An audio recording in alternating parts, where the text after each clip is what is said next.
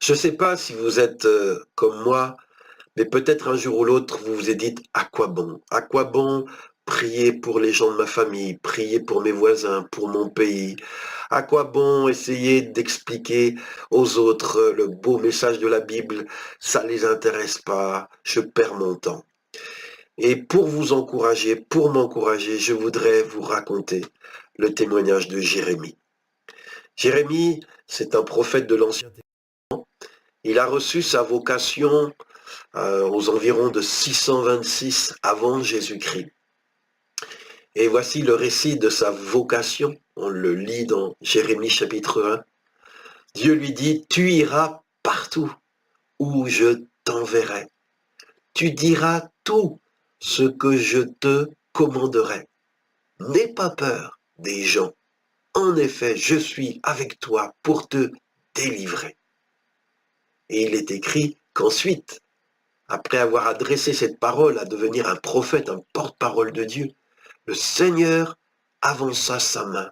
Il toucha la bouche de Jérémie et lui dit, je mets mes paroles dans ta bouche. Alors super, Jérémie va devenir porte-parole de Dieu, prophète de Dieu. Dieu a touché, a oint sa bouche. Mais, et il y a un mais, Dieu le prévient. On le lit au chapitre 7, verset 27, pour pas que, au moment venu, ils disent, ah ben, j'avais pas pensé que ça serait comme ça, et ils se découragent. Parce que quand Dieu nous appelle, on pense que ça va être forcément facile, grandiose. C'est pas toujours le cas. Dans Jérémie chapitre 7, on lit au verset 27, Dieu lui dit, toi, Jérémie, tu vas leur dire tout cela, mais ils ne t'écouteront pas. Tu les appelleras, mais ils ne te répondront pas. Wow. Et ça a été en effet l'expérience de Jérémie. On peut lire au chapitre 6, au verset 10, où Jérémie dit, à qui dois-je parler?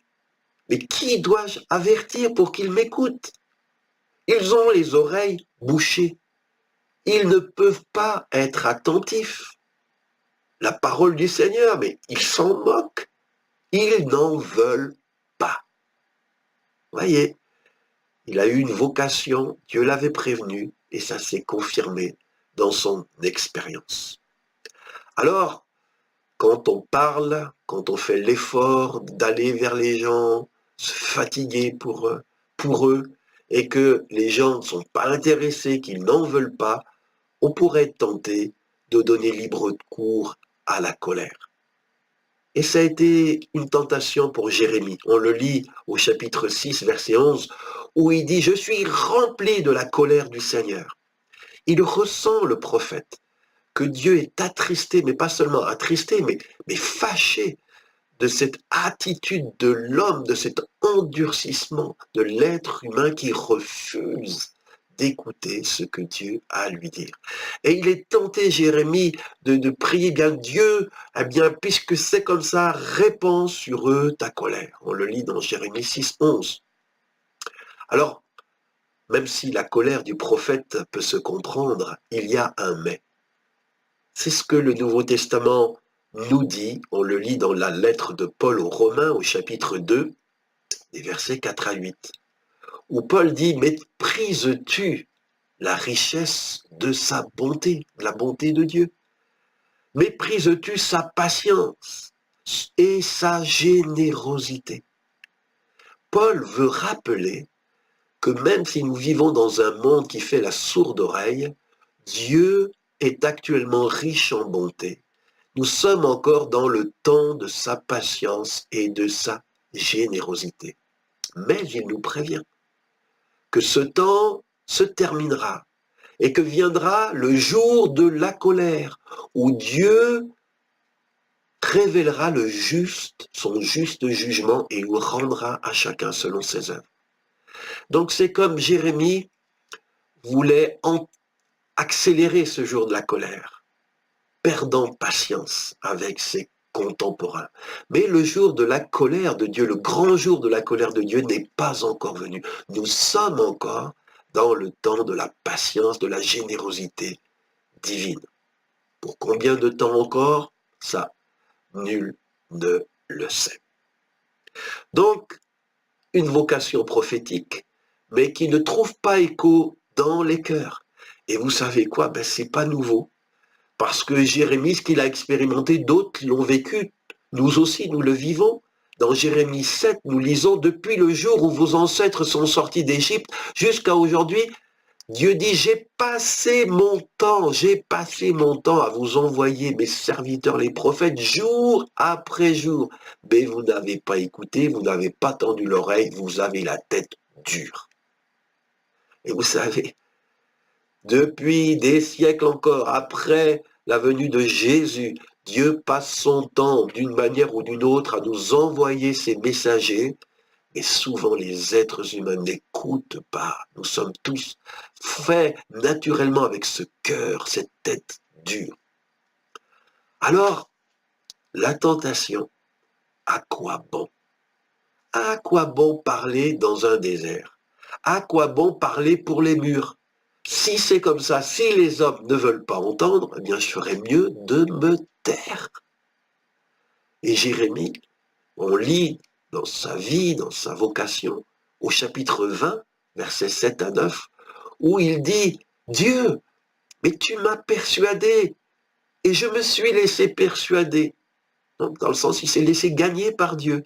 Mais je suis chaque jour un objet de raillerie. Tout le monde se moque de moi. Et toutes les fois que je parle, la parole de Dieu est pour moi un sujet de risée. Et si je dis, je ne ferai plus attention de lui, je ne parlerai plus en son nom. C'est comme s'il dit, ben, j'en ai tellement marre qu'on se moque de moi et qu'on on méprise. Eh bien, il m'arrive de décider que je ne parlerai plus. Mais il dit ceci, alors il y a dans mon cœur comme un feu dévorant qui est renfermé dans mes os, je m'efforce de le contenir et je ne le puis. C'est tellement fort, la parole de Dieu dans ses entrailles, que même quand il est tenté de ne plus parler parce qu'il pense ça sert à quoi, ce feu va en grandissant et il ne peut pas le contenir. Il est obligé d'ouvrir sa bouche et de parler au nom du Seigneur. Et vous savez, pour Paul, l'apôtre Paul, lui aussi qui a reçu vocation d'apôtre, eh bien, il est dit dans 1 Corinthiens 9, verset 16, qu'il dit, pour moi, annoncer la bonne nouvelle, c'est mon part. Et malheur à moi si je n'annonce pas la bonne nouvelle. Pourquoi? Il nous dit 2 Corinthiens 5, 14, car l'amour de Christ nous presse. Comme pour Jérémie, l'amour du Christ était comme un feu qui pressait le cœur de Paul. Et quand bien même il était lapidé, chassé, quand bien même on ne voulait pas l'écouter, ce feu ne pouvait pas s'éteindre. Il a poussé Paul à continuer, à évangéliser jusqu'à son dernier souffle. Alors, pour tous ceux qui pourraient se poser cette question, à quoi bon d'essayer de gagner des âmes à Jésus? À quoi bon essayer de parler? Et qui peut-être sont tentés de se taire, tentés de mettre leur lumière sous le boisseau. J'aimerais dire, continuons malgré tout. J'aimerais prier, je prie dans le nom de Jésus.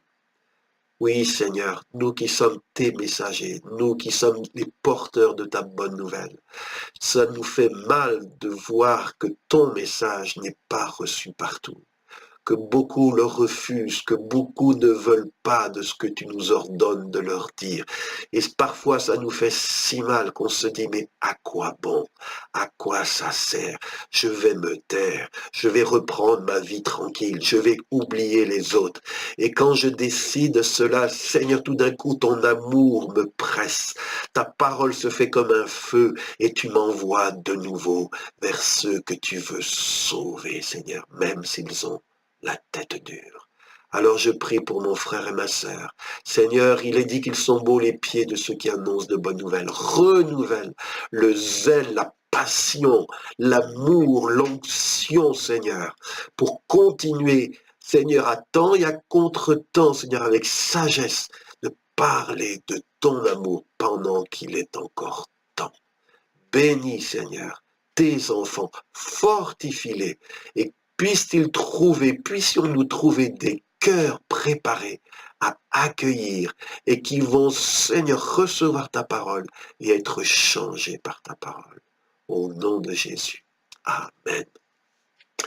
Faites-moi part de vos commentaires. Je serai heureux de les entendre, curieux de les entendre.